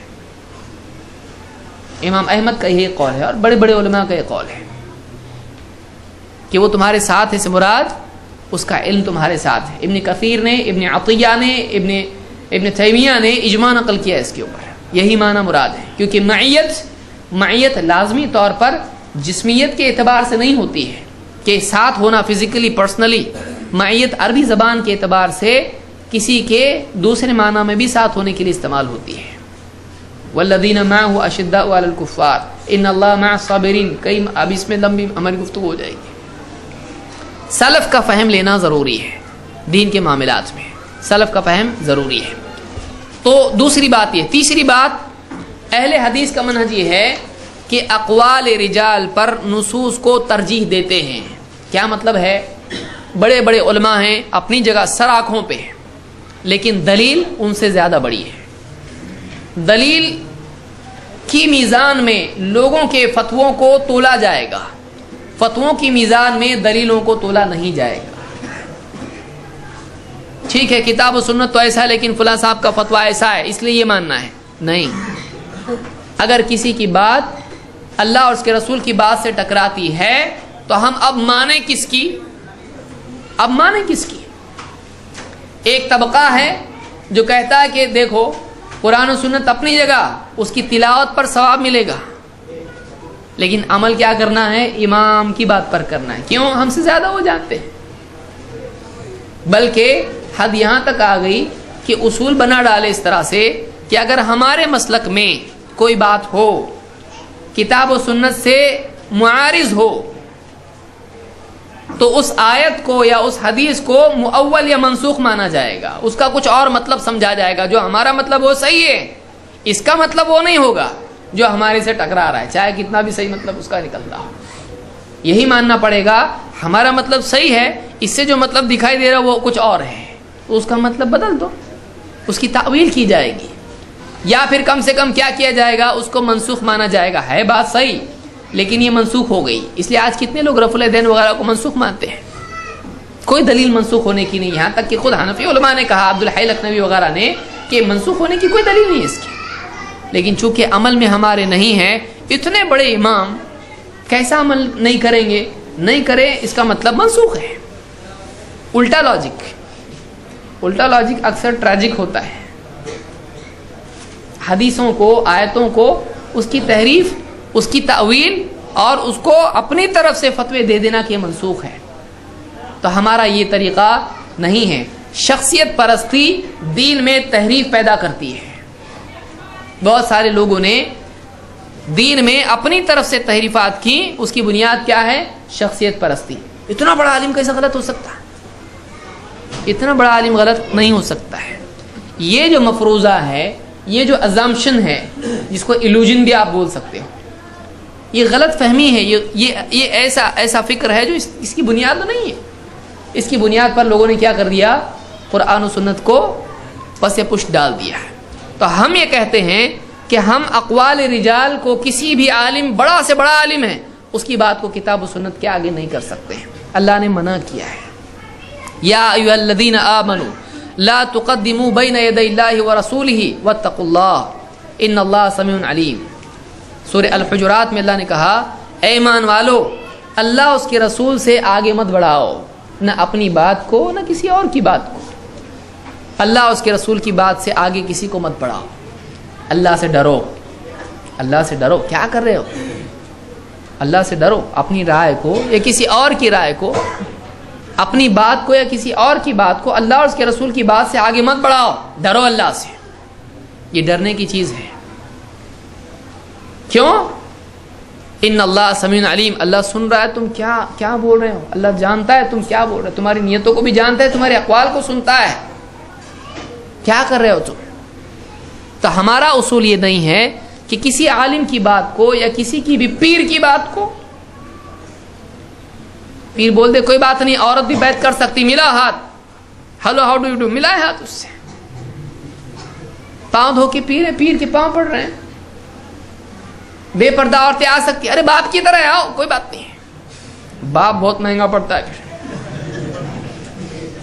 کتنے پیر ہیں، کتنی خواتین کی عزت داؤں پہ لگ جاتی ہے، حجرے میں پیر کے بھیجو، کیا ہو رہا ہے، اولاد نہیں ہو رہی، اچھا۔ کئی ایسے بدترین لوگ ہوتے ہیں جو کئیوں کی زندگی خراب کرتے ہیں۔ ہم بول رہے ہیں نا، ہم کو اوپر سے آتا ہے، تو ہم کسی کی بھی، بڑا عالم ہو، اللہ والا ہو، کوئی بھی ہو، اس کا احترام اپنی جگہ ہے، لیکن اللہ اور اس کے رسول کی بات سے آگے اس کی بات کو ہم نہیں بڑھاتے ہیں۔ دلیل پر ہم شخصیت کو ترجیح نہیں دیتے، یہ ہمارا اصول ہے۔ وہ اپنی جگہ، احترام ان کا اپنی جگہ، ان کو ہم دھکیلتے بھی نہیں، ان کی شان میں گستاخی نہیں کرتے ہیں عالموں کی، لیکن ان کی بات اللہ اور اس کے رسول کی بات سے بڑھ کے نہیں ہے، ان کا احترام اپنی جگہ ہے۔ امام شافعی فرماتے ہیں، اجمع المسلمون علی ان من استبانت له سنت رسول اللہ صلی اللہ علیہ وسلم لم یکن له ان یدعها لقول احد من الناس۔ مدارج السالکین میں ابن قیم نے اس کو ذکر کیا ہے، کہتے ہیں کہ مسلمانوں کا اس بات پہ اجماع ہو چکا ہے، یہ اجماع، وہ اجماع، وہ یہ کیا اجماع ہے، یہ سب کتنا بڑا اجماع ہے، اور یہ تو بڑے امام جن کے بارے میں اجماع کے دعوے ہو رہے ہیں وہ اجماع بیان کر رہے ہیں۔ کیا اجماع ہے؟ یہ اجماع مسلمانوں کا اس بات پر کہ جس کے سامنے، جس کے لیے اللہ کے نبی صلی اللہ علیہ وسلم کی سنت واضح ہو جائے، کلیئر ہو گیا کہ سنت ہے نبی صلی اللہ علیہ وسلم کی، اس کے لیے کسی کے بھی فتوے کی وجہ سے اس کو چھوڑنا جائز نہیں ہے۔ اور آج عالم کیا بولتا ہے، ارے وہ ٹھیک ہے، وہ سنت ہے، لیکن ہم لوگ حنفی ہیں تو اپنے لیے صحیح نہیں ہو، ہم لوگ حنفی، ہم لوگ شافعی ہیں، ہم لوگ مالکی، ہم لوگ حنبلی ہیں، تو وہ ہے حدیث، وہ شافعیوں کی حدیث ہے، وہ شافعیوں کی حدیث ہے۔ یعنی حدیثوں کا بھی آج کیا ہو گیا ہے، سیگریگیشن ہو گیا ہے، یہ بھی بانٹ کے لے لیے، یہ شافعی حدیث، یہ حنفی حدیث، ایسا نہیں ہے دین میں۔ جب آدمی کی سمجھ گر جاتی ہے تو اس کے الفاظ ایسے ہی گرے ہوئے نکلتے ہیں۔ کہ امام شافعی فرماتے ہیں کہ مسلمانوں کا اجماع اس بات پر ہے کہ جس کے سامنے سنت واضح ہو جائے، کسی کے بولنے کی وجہ سے اس کو چھوڑ نہیں سکتا ہے، کسی کے بولنے کی وجہ سے چھوڑ نہیں سکتا ہے۔ نمبر 4، ہمارا اصول یہ ہے، اہل الحدیث کا اصول یہ ہے کہ نقل کو عقل پر مقدم کرتے ہیں، نقل کو عقل پر مقدم کرتے ہیں۔ یہ اصول اس دور میں بہت ضروری ہے، اس لیے کہ بہت سارے کم عقل لوگ، اور کوئی آدمی اپنے آپ کو کم عقل سمجھتا ہے، آپ پکڑو کسی کو بھی راستے میں، پوچھو آپ کو کم عقل ہے، نہیں میں سب سے زیادہ عقل، وہ اپنا ڈیسیجن ہمیشہ صحیح سمجھتا ہے، وہ اپنے آپ کو غلط نہیں سمجھتا ہے۔ ہر آدمی اپنے دل میں اپنے آپ کو عقل مند سمجھتا ہے، دوسروں کو لگتا ہے، اس کو لگتا ہے دوسرے اتنے زیادہ سمجھتے نہیں ہیں، میں سمجھتا ہوں۔ سائنس کا علم، دنیاوی علوم، اپنے ان علوم کی بنیاد پر قرآن و سنت کا انکار کر دینا اس دور کے خصائص میں سے ہے۔ جتنا علم بڑھتا جا رہا ہے بہت سارے لوگ دنیوی اعتبار سے پڑھے لکھے ہوتے ہیں، یہ حدیث عقل میں نہیں آ رہی، یعنی کس کی، آپ کی یا میری؟ ایسے لوگوں سے سوال یہ پوچھنا چاہیے کہ کس کی عقل میں نہیں آ رہی؟ ہماری تو آ رہی ہے، آپ کی نہیں آ رہی، تو اب کیا سمجھیں آپ؟ عقل ناقص ہے یا حدیث کا پرابلم ہے؟ عقل ناقص ہے۔ تو بہت سارے لوگ آج حدیثوں کا انکار کرنے لگے، کیوں؟ اس لیے کہ ان کی عقل شریف میں وہ حدیث نہیں سماتی ہے۔ برتن چھوٹا ہے، بڑی چیز کیسے سمائے گی بھائی؟ آپ چھوٹی تھیلی لے کے آئے اور ہم بڑی چیز لے کر آئے، آپ بول ڈالو اس میں، کیسے ڈالیں گے ہم؟ جاؤ بڑی تھیلی لے کے آؤ، آپ بڑا برتن لاؤ۔ جس کی عقل کا برتن چھوٹا ہو اور وہ شکایت کرے اور انکار کرے حدیثوں کا، تو یہ بہت ہی بڑی ناعقلی ہے، بے عقلی کی چیز ہے یہ، کیونکہ عقل مند آدمی ہی سمجھ سکتا ہے کہ واقعی عقل کیا ہے۔ وَمَا يَذَّكَّرُ إِلَّا أُولُو الْأَلْبَابِ، قرآن میں اللہ نے کہا ہے، بہت بڑی بات اللہ نے کہی ہے، نصیحت عقل والا ہی مانتا ہے۔ کوئی آدمی سوچے گا عقل والے کو نصیحت کی کیا ضرورت ہے، لیکن قرآن میں اللہ نے کیا فرمایا؟ نصیحت عقل والا ہی مانتا ہے، کیونکہ عقل ہوگی تو ہی سمجھ میں آئے گا، ہاں برابر ہے۔ عقل نہیں تو وہ بھی نہیں سمجھے گا، تو ہی غلط ہے بولے گا۔ اس لیے امام ابن حجر کہتے ہیں میں نے 30 عالموں سے بحث کی، سب پہ غالب آئے، ایک جاہل سے کی تو میرے اوپر غالب آ گئے۔ جاہل سے آپ نہیں جیت سکتے، بھول جاؤ، کتنا بھی آپ سر پٹکو اس کے سامنے، کتنے اصول بیان کرو، بولے ایسا نہیں رہتا، اس کے لیے کوئی اصول نہیں، اس کے لیے وہ اصول ہے جو اس وقت اس کے ذہن میں آئے۔ بہت سارے لوگ جو ہیں بحث کرتے وقت میں جاہل، ان کے اصول اس وقت میں بنتے رہتے ہیں، وہ جو آپ ذہن میں آئے اصول، اور اسی کو پکڑ کے رہے گا۔ تو آدمی، عقل مند آدمی ہی عقل کی اپنے احساس ہوتا ہے اس کو کہ واقعی یہ میری عقل وہاں تک نہیں پہنچ سکتی ہے، اللہ کے رسول صلی اللہ علیہ وسلم کی عقل سب سے کامل عقل ہے۔ اس لیے ایمان والے کیا کہتے ہیں؟ کل من عند ربنا، یہ سب ہمارے رب کی طرف سے، ہم سب پہ ایمان لے آتے ہیں۔ واقعی عقل ایمان پیدا کرتی ہے، اور عقل کا قصور انسان کو ایمان سے دور لے جاتا ہے۔ اس لیے ابلیس نے کیا کیا؟ اس نے یہ کیا کہ اللہ کی طرف سے آنے والی نص کے بالمقابل اپنی عقل استعمال کی۔ اللہ نے صاف سری حکم دے دیا سجدہ کرو، اس نے کہا میں سجدہ نہیں کر سکتا، سجدہ کرنے سے اس نے انکار کر دیا۔ کیوں انکار کیا؟ انا خیر من خلقتنی من نار وخلقتہ من طین، تو نے مجھ کو آگ سے پیدا کیا، اس کو مٹی سے پیدا کیا۔ آگ بہتر ہے مٹی سے، تخلیق کے اعتبار سے۔ فضیلت تخلیق کی بنیاد پر نہیں ملتی ہے، گورا کالا ہرا پیلا نیلا، فضیلت اس کی بنیاد پر نہیں ملتی ہے، فضیلت اللہ کے دینے سے ملتی ہے۔ اللہ نے جب کہا یہ افضل ہے تو انہیں سجدہ کرنا چاہیے تھا، وہ نص ہے، اور اس کے پاس اپنا گمان ہے، اپنی خوش فہمی ہے۔ اس نے اپنی عقل کو اللہ کی آنے والی بات، اللہ کی طرف سے آنے والے حکم کی بنیاد کے بالمقابل رکھا اور ترجیح دی، تو کیا ہو گیا؟ اس کو وہاں سے نکال دیا گیا، آسمانوں میں رہنے لائق نہیں رہا، وہ سیدھا زمین پر پٹک دیا گیا ہے۔ تو یہ عقل کی پرواز ہے جو نیچے آتی ہے، نتیجہ کیا ہوتا ہے؟ نیچے آتا ہے۔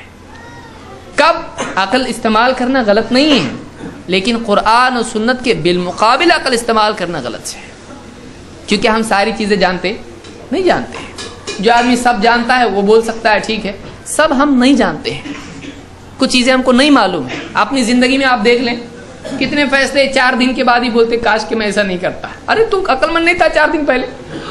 عقل مند تھا لیکن عقل صحیح استعمال کیا نہیں۔ اچھا ایسا بھی رہتا ہے کیا؟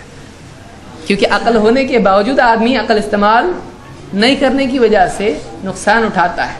دنیا میں ایسا ہے، دین میں جو اس کو جہاں دخل بھی نہیں اس کی عقل کا، وہاں عقل چلانا شروع کرے تو کتنا نقصان ہوگا۔ تو ہمارا چوتھا اصول، بہت اہم اصول یہ ہے کہ ہم اپنی عقل سے قرآن و سنت کا مقابلہ نہیں کرتے ہیں، یہ ذلت کی ابتدا ہے۔ اللہ تعالیٰ نے فرمایا وَعَسَىٰ أَن تَكْرَهُوا شَيْئًا وَهُوَ خَيْرٌ لَكُمْ، بہت ممکن ہے تم کسی چیز کو ناپسند کرو، بری سمجھو، وہ تمہارے لیے بھلی ہو، اور وَعَسَىٰ أَن تُحِبُّوا شَيْئًا وَهُوَ شَرٌ لَكُمْ، بہت ممکن ہے کسی چیز کو تم اچھا سمجھو تمہارے لیے بری ہو، شر ہو۔ کیوں ایسا ہوتا؟ اللہ نے کہا وَاللَّهُ يَعْلَمُ وَأَنْتُمْ لَا تَعْلَمُونَ، اللہ جانتا ہے، اللہ کو علم ہے، تم کو نہیں معلوم ہے، تم کو نہیں معلوم ہے، تم نہیں جانتے، اللہ جانتا ہے، اللہ جانتا ہے، تم نہیں جانتے ہو۔ جو آدمی اس بات کو مان لے اللہ جانتا ہے ہم نہیں جانتے ہیں، اس کے لیے بہت آسانی ہے. اسی لیے بہت ساری سائنسی دریافت جو پہلے نہیں ہوئی تھی، بہت سارے لوگ اس کی وجہ سے قرآن و سنت کے بارے میں شک کرتے تھے، بعد میں جا کے وہ دریافت غلط ثابت ہوئی. ڈاروین کی تھیوری جب آئی کئی لوگ کنفیوز ہو گئے. آدم علیہ السلام انسان ڈائریکٹ کیسا؟ ڈاروین تو بیچارہ بول رہا ہے کہ پہلے بندر تھا، جھینگر مکھی مچھر بنتے بنتے معلوم نہیں کیا کیا بنتے بنتے پھر انسان بنا ہے. اور ایک بڑا طبقہ سائنسدانوں کا اس کو ماننے لگا ہے، کوئی چیلنج نہیں کر رہا ہے اس کو. اور ہمارا قرآن میں ڈائریکٹ انسان بنا ہے مٹی سے. کیسا؟ کچھ لوگوں نے بیچ کا راستہ نکالا، انہوں نے ثابت کرنے کی کوشش کی، نہیں تم کو نہیں سمجھ رہا، یہ سب مولویوں کو نہیں سمجھتا، یہ سائنس کی بات ہے. ڈاروین کی تھیوری قرآن میں بھی ہے اور اس کو بھی ثابت کرنے کی کوشش کی. من صلصال من حمأ مسنون، زبردستی ثابت کرنے کی کوشش کی. بعد میں معلوم پڑا نہیں، اس کی تھیوری ہی میں کئی لیپسز ہیں، کئی بیچ میں اس کے ایسے بریک ہیں جن کو فل نہیں کیا جا سکتا ہے. اور ڈاروین کی تھیوری پروو نہیں کی جا سکتی ہے. کیوں؟ اس لیے کہ سائنس کا بنیادی قاعدہ آبزرویشن وہاں نہیں ہے، وہ ازمپشن کی بنیاد پر ہے. کئی تھیوریز غلط ثابت ہوئی. تو آج کئی سائنسداں ہیں جو ڈاروین کی تھیوری کو نہیں مانتے. تو سائنس کی بنیاد پر قرآن کا مقابلہ کرنا یہ بہت بڑی غلطی ہے ایک انسان کی. اور سائنس کی بنیاد پر قرآن کی تشریح کرنا صحیح بھی ہو سکتا ہے، غلط بھی ہو سکتا ہے. اتنا زیادہ ٹیک نہ لگائیں کہ ٹیک ہٹ جائے تو گر جائے آدمی.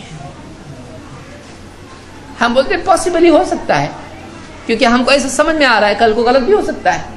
ورنہ ایک تھیوری کو زبردستی پوری دھوم دھام سے ثابت کیا کہ یہ قرآن میں یہی ہے، کل کو تھیوری غلط ثابت ہوئی تو اب کہاں گیا تمہارا قرآن؟ تھیوری بھی غلط، قرآن بھی غلط. تو ایک آدمی سوچے، دیکھے، اپنے دل سے کچھ بھی نہیں کرے. واقعی جو فیکٹس ہیں وہ اپنی جگہ ہیں، لیکن صرف عقل کی بنیاد پر کچھ بھی تفسیر قرآن کی کرنا یا حدیثوں کا انکار کرنا، یہ دونوں چیزیں مصیبت ہے. بہت سارے لوگ جادو کا انکار کرتے ہیں، بہت سارے لوگ یعنی نظر لگنے کا انکار کرتے ہیں، بہت سارے لوگ قبر کے عذاب کا انکار کرتے ہیں، بہت سارے لوگ کیا کچھ نہیں ہیں. تو یہ جو لوگ ہیں یہ اپنی عقل کو قرآن و سنت کے برابر رکھنے والے لوگ ہیں. اس لیے بہت ضروری ہے کہ آدمی نصوص کے سلسلے میں، دین کے سلسلے میں دلائل کے تابع ہو جائے، اپنی عقل کو حکم نہ بنائے، اپنی عقل کو ذریعہ بنائے سمجھنے کا. قرآن سنت کے سمجھنے کا ذریعہ ہے، جج نہیں ہے قرآن و سنت کے اوپر عقل آپ کی کہ جو عقل میں آیا وہ صحیح، جو نہیں آیا وہ نہیں. بعض لوگ کہتے ہیں کہ جو حدیث قرآن سے ٹکرائے گی ہم نہیں مانیں گے، جو میچ ہوتی ہے وہ مانیں گے. پھر حدیث کی ضرورت کیا ہے آپ کو؟ گویا کہ یہ آدمی بول رہا ہے حدیث کی ضرورت ہی نہیں، جو میچ ہوگا وہ مانیں گے، جو ٹکرائے گا نہیں مانیں گے. تو یعنی میچ ہو رہا ہے تو پھر قرآن کافی ہو گیا نا. پھر ایک اعتبار سے وہ مکمل طور پر حدیثوں کے انکار کی طرف لے جاتا ہے. اللہ نے مستقلاً اللہ کی اور رسول کی ماننے کا حکم دیا ہے. اور اس کی ایک لمبی فہرست ہے دلائل کی، جس کو کہیں اور ذکر کر سکتے ہیں، علماء سے پوچھ سکتے ہیں. علی رضی اللہ عنہ فرماتے ہیں اگر واقعی دین رائے عقل پر ہوتا تو موضوع پر، چمڑے کے موضوع پر مسح کرنا اوپر کی بجائے نیچے زیادہ اچھا سمجھا جاتا. لیکن میں نے اللہ کے نبی صلی اللہ علیہ وسلم کو دیکھا کہ آپ موضوع پر اوپر مسح کرتے تھے، تو ہم کہاں کرتے ہیں؟ اوپر ہی کرتے ہیں. تو ایک چیز دیکھی کہ یہاں صحیح سمجھ میں آ رہا، لیکن نبی کو دیکھا ایسا کرتے ہیں تو وہی دین ہے. حضرت عمر نے کہا تو پتھر ہے حجر اسود کو، تو نہ نقصان دیتا ہے نہ فائدہ. یعنی میرے نزدیک تیرا ایسا کوئی خاص معاملہ نہیں ہے کہ تو فائدہ نقصان دینے والا ہے، کیوں چوموں؟ میں نے اگر اللہ کے نبی صلی اللہ علیہ وسلم کو نہیں دیکھا ہوتا تجھ کو چومتے تو کبھی نہیں چومتا. میں میرے نزدیک ایسا کوئی بات نہیں کہ تجھ کو چوموں، لیکن میں چوم رہا ہوں. کیوں؟ میری عقل میں تو نہیں آتا ہے، لیکن ہمارے نبی کو میں نے دیکھا ہے تو میں چوم رہا ہوں. تو عقل جو ہے، عقل کی ایک حد ہے، عقل کی ایک حد ہے. آپ بتائیں خواب کیوں آتے ہیں؟ کسی ڈاکٹر سے جا کے پوچھو، وہ بھی بولے گا ہاں معلوم نہیں، ابھی تک سائنس ابھی ترقی نہیں کیا ہے. اور واقعی ابھی تک میں مفروضہ نہیں ہے. ابھی بھی جو بہت ساری ڈاکیومنٹریز بنی ہیں، چاہے BBC کی ہو یا دوسری کچھ ہوں، اس میں انہوں نے کہا کہ خواب کیوں آتے ہیں ابھی تک معلوم نہیں. خواب ابھی تک، اب آپ خواب کا اب تک آپ کے قبضے میں نہیں آیا، جاگتے کا کب آئے گا؟ خواب آپ کو نہیں، اور ڈیلی ہے، ڈیلی ایکٹیویٹی ہے، فری میں آپ. اور خواب نیند کھلتی ہے، سانس پھول رہا ہے، گھبراہٹ ہو رہی، پسینہ پسینہ، آپ کہاں سے دوڑ کے آئے؟ ابھی کہیں بھی نہیں پڑا ہوا تھا، کیا ہوا؟ اور آپ بتائیے وہ منظر کیسا منظر ہے جو آدمی پہ اتنا اثر ڈالے اور وہ دکھتا ہے آنکھ بند کر کے. ایسا کیسے؟ آنکھ بند کر کے کیسا دکھ رہا ہے آدمی کو؟ کون دکھا رہا ہے؟ وہ اس کے بھی بس میں نہیں ہے. تو کیا ہے یہ؟ اس کی کوئی توجیہ نہیں کر پائے. پہلے خواب حل کرو, بعد میں قرآن و حدیث کے اوپر آؤ. پہلے خواب تو حل کر کے آؤ, پھر اس کے بعد کتاب کی طرف آؤ, اس کے بعد سنت کی طرف آؤ. تو عقل کی مجبوریاں ہیں, سائنس کی مجبوریاں ہیں. وہ کر رہے کام بیچارہ اپنا, اچھی بات ہے, بہت اچھا ہے, لگے رہو, بہت اچھا کام ہے. لیکن قرآن و سنت کے اوپر فیصل بننے کے لیے یہ ان کی یہ اوقات نہیں ہے, لیاقت نہیں اتنی. قرآن و سنت ہمیشہ فائق رہیں گی. نمبر 5, کچھ لوگ عقل والے ہیں تو کچھ لوگ خواب والے ہیں. ابھی خواب کا تذکرہ آیا تو خواب والے بھی ہیں. میرے خواب میں آیا ایک بابا ہے, بہت بڑے بابا, سفید کپڑے اور ہری پگڑی. انہوں نے کہا تو ایک کام کر, تیرے سے آج نماز معاف, آج تو عید میلاد النبی میں جا. اب یہ بھی بولا بالا مسلمان میٹھا کھا کے پہلے اس کا ذہن گھوم گیا تھا. پگڑی وگڑی پہن کے, اونٹ پہ بیٹھ کے, اور ٹیپو سلطان کی میوزک پہ عید میلاد النبی. نہیں چھوڑیں گے, نہیں چھوڑیں گے, نبی کا دامن نہیں چھوڑیں گے, اور داڑھی مڈانا بھی نہیں چھوڑیں گے, نقلی اس دن لگانا نہیں چھوڑیں گے, کرائے کے کپڑے لینا نہیں چھوڑیں گے. جبہ اس کے پاس نہیں, اس کے پاس تو سارے جینس ہیں. وہ تو چاچا کا لے کے آیا جبہ پہننے کے لیے, ٹیپو سلطان کا, اور گھوڑے پہ بیٹھ کے اس دن نکلا ہے, وہ بھی نقلی داڑھی لگا کے, صافہ باندھ کے, وہ بھی اس کو باندھنے نہیں آتا ہے ٹھیک سے. تو یہ اس طرح کا خواب میں آ کے کوئی بول دیا یہ حدیث ضعیف ہے, یہ حدیث صحیح ہے, یا کوئی بول میرا دل بولتا ہے یہ صحیح ہے. کچھ ایسے بھی لوگ دل والے ہیں, آخرت میں ان کو بہت بڑا بل آنے والا ہے. دل کی بنیاد پر آپ فیصلہ کریں. اور واقعات اس طرح کے ہیں, اور بہت سارے لوگوں نے دعوے کی اس طرح سے کہ حدثنی قلبی عن ربی, میرے دل نے میرے رب سے روایت بیان کی, ساری سند غائب. امام بخاری بیچارے کبھی ان کو ملا نہیں ایسا. نبی بھی بیچ میں سے بازو میں, نبی بھی نہیں. حلاج وغیرہ جو بھی اس طرح کے لوگ ہیں, انہوں نے کیا کیا صوفیوں نے, حدثنی قلبی عن ربی. تم بولتے ہو حدثنا فلان مالک عن نافع عن ابن عمر عن رسول اللہ. ارے کیا اتنی لمبی سند, کائے کو اتنی چیکنگ کون کرے, خامخواہ کا سردرد. حدثنی قلبی عن ربی, میرے دل نے میرے رب سے روایت بیان کی. واہ, یعنی ڈائریکٹلی روایت اوپر سے آ رہی ہے, اس کو بیچ کے سارے راوی غائب. اور واقعی لکھا ہوا ہے کتابوں میں کہ وہاں تو رزاق کے اب سے لوگ حدیث سن رہے ہیں, یہاں وہ جو ڈائریکٹ رزاق سے سن رہا ہے. اس طرح کے کوئی بولتا ہے مجھ کو کشف ہوتا ہے, یہاں خیر ہے وہاں شر ہے, یہ جماعت اچھی وہ جماعت اچھی. میرے خواب میں اللہ کے نبی صلی اللہ علیہ وسلم آئے, بوریا لے کے آئے, کہا میں جماعت میں جا رہا ہوں, چلو میرے ساتھ تم بھی چلو. کتنے دن کے لیے, اتنے دن کے لیے جا رہا ہوں, چلو. کسی کے خواب میں آ رہے ہیں کہ فلاں مدرسے میں جانے سے ہم کو اردو بھی آ گئی, اللہ کے نبی صلی اللہ علیہ وسلم کہہ رہے ہیں. کسی کے یہاں جا کے اللہ کے نبی صلی اللہ علیہ وسلم کیا کر رہے ہیں, گھر کا کھانا پکا رہے ہیں اس کے. کیا ہے یہ؟ کوئی دیکھ رہا ہے چشمہ لگا کہ اللہ کے نبی صلی اللہ علیہ وسلم کچھ بات کر رہے ہیں, پڑھ رہے ہیں. کیا چیزیں ہیں؟ خوابوں کی بنیاد پر دین کے معاملات حل کرنا, الہام اور کشف کا نام لے کر صحیح اور غلط کے فیصلے کرنا کہ مجھ کو الہام ہوا یہ حدیث صحیح ہے, چاہے سارے محدثین اس کو ضعیف کہہ رہے ہوں. بعض لوگوں نے کہا اس دور کے لوگ پڑھے لکھے لوگ ہیں, انہوں نے کہا کہ یہ حدیث کہ اللہ تعالیٰ فرماتا ہے حدیث قدسی کہ میری سمائی آسمانوں اور زمین میں نہیں ہے, لیکن میں مومن کے دل میں سما جاتا ہوں. ایک اچھے پڑھے لکھے صاحب ہیں, انہوں نے کہا کہ اگرچہ اس کو محدثین نے ضعیف کہا ہے, لیکن صوفیہ کے نزدیک یہ حدیث صحیح ہے. صوفیہ کون ہیں؟ صوفیہ سے زیادہ نقصان حدیث کے سلسلے میں کسی نے پہنچایا ہے. محدثین نے خاص طور سے امام مسلم کا مقدمہ پڑھیں تو بہت بڑا نقصان ہوا ہے ان لوگوں سے جن کے پاس جذبات بھرپور ہوں اور معلومات ان کے پاس ناقص ہوں. دین کے جذبات بھرپور ہیں, معلومات ناقص ہیں, انہوں نے نقصان پہنچایا ہے. تو خواب کی حدیث میں جیسے آپ کے سامنے بھی حدیث ہے, 3 قسم کے خواب ہوتے ہیں. ایک اللہ کی طرف سے جو بشارت خوشخبری ہوتے ہیں, 2 شیطان کی طرف سے جو ڈراوا ہوتے ہیں, 3 آدمی کے اپنے خیالات ہوتے ہیں جو خواب میں آتے ہیں. دن میں اس نے مٹھائی بانٹی لوگوں کو, رات میں مٹھائی کھا رہا ہے وہی جو بانٹا ہے. تو تو جو دن بھر چلا وہی خواب میں آتا ہے. دن بھر نوٹ گن رہا تھا, خواب میں بھی وہ نوٹ اور بنڈل زیادہ مل رہے اس کو. آنکھ کھولی تو سب غائب. تو جو دن بھر کرتا ہے آدمی, ٹریفک پولیس ہے تو رات میں بھی ٹریفک کو سنبھال رہا ہے, رکشہ ڈرائیور ہے رات میں بھی کک مار رہا ہے, اسٹارٹ ہی نہیں ہو رہی رکشہ.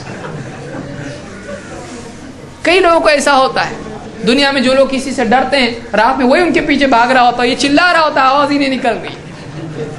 کوئی بولتا ہے گر رہا ہوں اوپر سے, زمین ہی نہیں مل رہی, کہاں اندھیرا ہے, سب پہچان والے سامنے سے چلا رہا ہوں, وہ کوئی سن رہا نہیں میری طرف. ایسے کئی خواب کئی لوگوں کو آتے ہیں.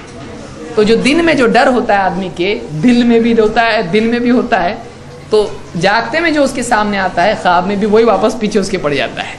تو اس طرح کے خواب بعض اوقات لوگوں کو آتے ہیں. خواب دلیل نہیں. آپ فرق کیسے کرو گے اللہ کی طرف سے کون سا ہے, شیطان کی طرف سے کون سا ہے, اور اس کے دل کے اپنا سیلف پروڈکشن اس کا اپنا کون سا ہے, اس کو نہیں معلوم ہے. تو خواب پہ دلیل رکھنا صحیح نہیں ہے. کشف الہام پہ دلیل اس کو دلیل بنانا صحیح نہیں ہے. ہمارے نزدیک کتاب و سنت دلیل ہے. 6, ہم صحیح احادیث و آثار پر دین میں اعتماد کرتے ہیں. کچھ لوگ بولتے ہیں ٹھیک ہے قرآن و حدیث, ضعیف حدیث کیوں نہیں, ہمارے پیارے نبی کی حدیث ہے, ضعیف حدیث ہو گئی تو چھوڑ دیا آپ نے. تو بعض لوگوں کو ایسا لگتا ہے کہ نبی سے منہ پھیر کے جا رہے ہیں, یعنی ضعیف حدیث نہیں مان رہے ہیں. اس کا مطلب نبی کی کوئی حدیث ہے اس کو ہم لوگ ضعیف بتا رہے ہیں, کہ نبی کی بات تم ضعیف کرتے ہو, تم اتنے بڑے ہو گئے کہ نبی کی بات کو تم ایکسیپٹ کرو گے, ریجیکٹ کرو گے. ہم یہ کہتے ہیں کہ نبی صلی اللہ علیہ وسلم کی باتیں سب کی سب صحیح ہیں, لیکن نبی صلی اللہ علیہ وسلم کے نام سے کوئی بات اگر بیان کر رہا ہے, اگر وہ صحیح نہیں ہے تو اس کی بات پہ بھروسہ کرنا بھی صحیح نہیں ہے. اگر کوئی آپ سے آ کے کہے کہ آپ کے والد صاحب نے پوری جائیداد فلاں کے نام پر کر دی, یا کچھ اس طرح سے کہیں, تو آپ فوراً اس پہ بھروسہ کرو گے نہیں. آپ فون لگا کے چیک کرو گے واقعی بتا ایسا ہوا ہے کیا, چھوٹے بھائی کو, بڑے بھائی کو, اپنے جو بھی ہے اس کو پوچھو گے آپ. اور خصوصاً اگر ایسا آدمی آپ کے سامنے آ کے بول رہا ہو جو جھوٹ بولنے کے لیے معروف ہو, جو غلطیاں کرنے کے لیے معروف ہو, جو کچھ سنتا ہے کچھ بولتا ہے, آپ اس کی بات پہ بھروسہ کرو گے جب تک کہ کنفرم نہیں کرتے آپ. تو آپ نے وہ بات انکار کس کا کیا, آپ نے اس آدمی کا انکار کیا جو بات پہنچا رہا ہے. تو ہم یہ کہتے ہیں کہ نبی صلی اللہ علیہ وسلم کے نام سے اگر کوئی بات بیان کرتا ہے, اگر وہ بھروسے کے لائق ہے تو لو, اگر بھروسے کے لائق نہیں تو اس کی بات نہیں لے سکتے جب تک کہ کنفرم نہیں ہوتی ہے. ایسے آدمی کی حدیث کو ضعیف کہا جاتا ہے. نہ اس سے عقیدہ لیا جا سکتا ہے, نہ اس سے مسائل لیے جا سکتے ہیں. اللہ تعالیٰ نے ہم کو کہا یا ایھا الذین آمنوا ان جاءکم فاسق بنبأ فتبینوا, اے ایمان والو اگر کوئی فاسق تمہارے پاس کوئی خبر لے کر آتا ہے تو اس کی بات کی اچھی طرح سے تحقیق کر لو. معلوم ہے جس کا کردار صحیح نہیں ہے اس کی پہنچائی ہوئی بات دنیا کی بھی ایکسیپٹ نہیں کرنا چاہیے. اب آپ بتائیے اس کی بات نبی کے سلسلے میں کیسے مانی جائے گی کہ اللہ کے نبی صلی اللہ علیہ وسلم نے یوں کہا, نہیں مانی جائے گی. اس لیے علماء نے کہا کہ کوئی آدمی اگر کوئی حدیث بیان کرتا ہے آپ چیک کر لو کہ وہ واقعی صحیح ہے کہ نہیں ہے, معتبر ہے کہ نہیں ہے. تو ہمارا یہ اصول ہے کہ عقائد و اعمال میں ہم صحیح احادیث اور آثار پر اعتماد کرتے ہیں. ساتھ کسی مسئلے میں ہم اگر فیصلہ لیتے ہیں تو کوئی ایک حدیث کہیں سے اٹھا کر فیصلہ نہیں کرتے ہیں, بلکہ ہم کیا کرتے ہیں ساری احادیث اس سلسلے میں جو آئی ہیں اور آیات اس سلسلے میں آئی ہیں ان سب سے جو بات مستفاد ہوتی ہے, اس سب سے جو بات ڈیڈیوس کی جا سکتی ہے, نکالی جا سکتی ہے, اس بات کو لیتے ہیں. حدیث آدھی کاٹ کے آدھا مطلب لے لیا جو دل میں آیا نہیں کرتے ہیں. کوئی ایک حدیث لے لی دوسری حدیثوں کو چھوڑ دیا, نہیں. ساری حدیثوں کو آیات کو جمع کریں اس معاملے میں اور پھر مطلب لیں. اللہ نے فرمایا وما آتاکم الرسول فخذوہ وما نہاکم عنہ فانتہوا, جو کچھ یہ رسول تم کو دیں وہ لے لو اور جس سے منع کریں اس سے رک جاؤ. تو یہ نہیں کہا کہ جو کچھ رسول دیں اس میں سے کچھ لو, نہیں, جو کچھ دیں وہ سب لے لو. تو اللہ کے رسول صلی اللہ علیہ وسلم نے جو کچھ دین کے نام پر ہم کو دیا ہے اس سب کو لے کر فیصلہ کرنا پڑے گا. یہ نہیں کہ ایک حدیث اپنے مطلب کی لے لی اور دوسری حدیث چھوڑ دی جو اپنے مطلب کے خلاف جاتی ہے. تو ہمارا یہ اصول ہے کہ ہم مسائل کے اخذ کرنے میں, دین کے معاملات میں تمام نصوص کو جمع کرتے ہیں, دلائل کو جمع کرتے ہیں, پھر مطلب لیتے ہیں. نمبر 8, ہم اجماع کو مانتے ہیں لیکن وہ اجماع جو ثابت شدہ ہو. بعض لوگوں نے معلوم نہیں کب سے بات شروع کر دیا اور اچانک بولنا شروع کر دیا, اہل حدیث اجماع کو نہیں مانتے ہیں. اہل حدیث اجماع کو مانتے ہیں جو اجماع ہو. آپ جس کو اجماع کہہ رہے ہو وہ اجماع نہیں ہے، اس لیے اس کو نہیں مانتے. کوئی آدمی آ کے جھوٹی حدیث آپ سے بیان کرے نبی کا نام لے کر، آپ مانو گے اس کو؟ وہ بولے گا نبی کی نہیں مانتا یہ. ہم کہیں گے نبی کی مانتے ہیں، لیکن تم جو بول رہے ہو نبی کی بات نہیں ہے. اسی طرح سے اجماع کا دعویٰ بہت سارے لوگ کرتے ہیں بہت ساری باتوں پر، تقلید شخصی پر یا کسی اور چیز پر. تو اجماع واقعی اگر ہے تو ہم اس کو مانتے ہیں، نہیں ہے تو نہیں مانتے ہیں. اللہ تعالیٰ نے خود کہا کہ وَيَتَّبِعْ غَيْرَ سَبِيلِ الْمُؤْمِنِينَ، ایمان والوں کا راستہ چھوڑ کے کوئی اور راستہ چلے گا تو جہنم میں جائے گا. ہم اس کو مانتے ہیں. ایمان والوں کا راستہ وہ ہے جس پر بعض ایمان والے جائیں، وہ اجماع ہے؟ نہیں. ایمان والوں کا راستہ وہ ہے جس پر سارے ایمان والے جائیں.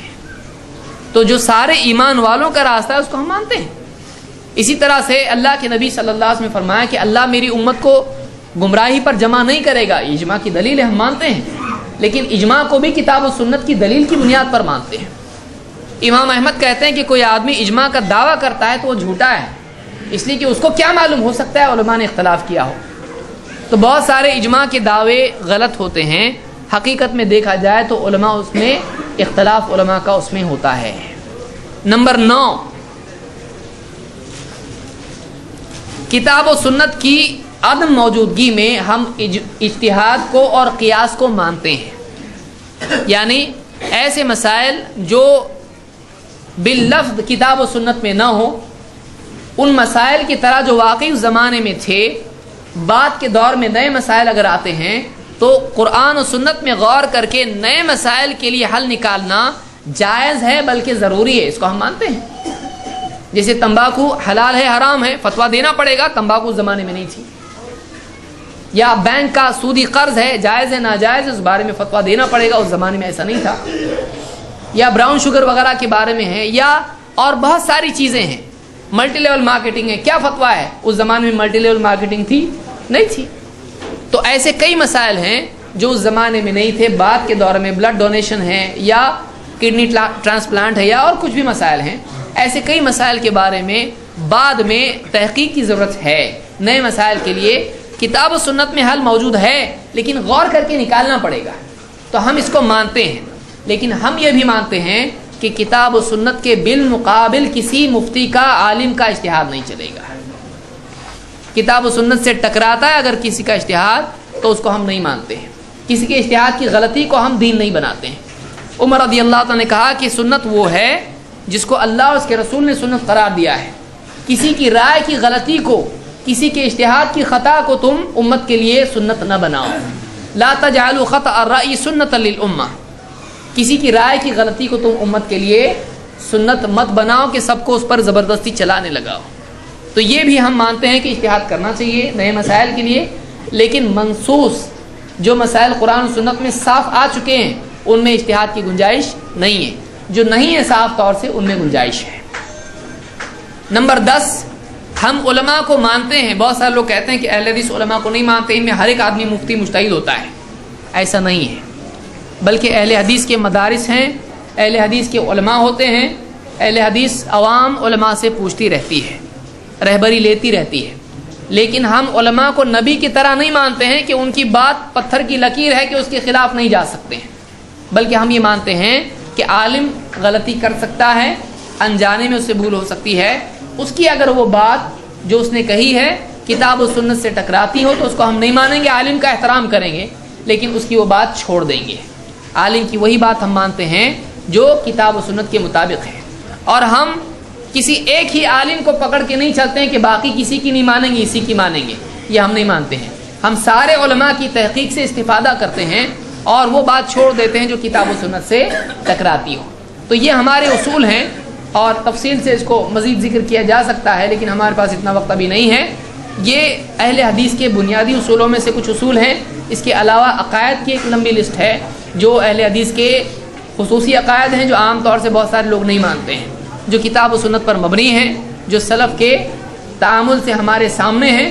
اللہ تعالیٰ انہی عقائد پر اور اسی منہج پر جینے اور مرنے کی ہم سب کو توفیق عطا فرمائے. اقول قولی ھذا واستغفر اللہ لی ولکم.